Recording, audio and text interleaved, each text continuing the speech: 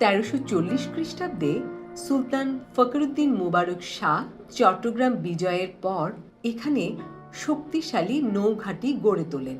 তবে তাঁর সময়ে প্রশাসনিক ও বিচারিক কর্মকাণ্ড কোন জায়গা থেকে পরিচালিত হতো তা অজানা থেকে গেছে।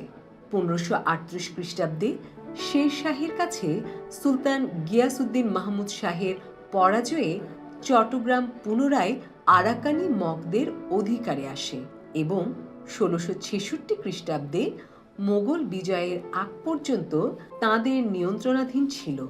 এই সময়টাতে চট্টগ্রামে তাঁদের প্রশাসনিক অবকাঠামোর অবস্থান সম্পর্কে পরিষ্কার কিছু জানা যায় না। তবে আন্দরকিল্লায় তাদের একটি দুর্গ ছিল।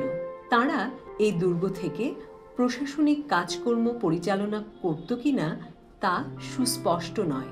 1666 খ্রিস্টাব্দের 27 জানুয়ারি সেনাধিনায়ক বুজুর্গ উমেদ খানের নেতৃত্বে মোগলরা চট্টগ্রাম জয় করে বীরের বেশে কিল্লায় প্রবেশ করেন।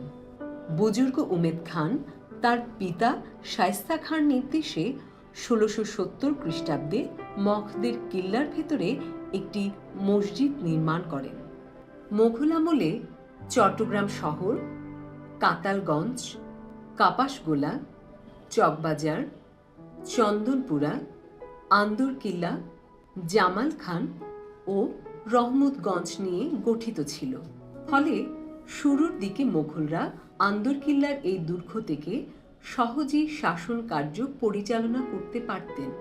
পরবর্তীতে শহরের অন্যান্য জায়গাতেও বিচারিক ও প্রশাসনিক অবকাঠামো স্থাপন করা হয়।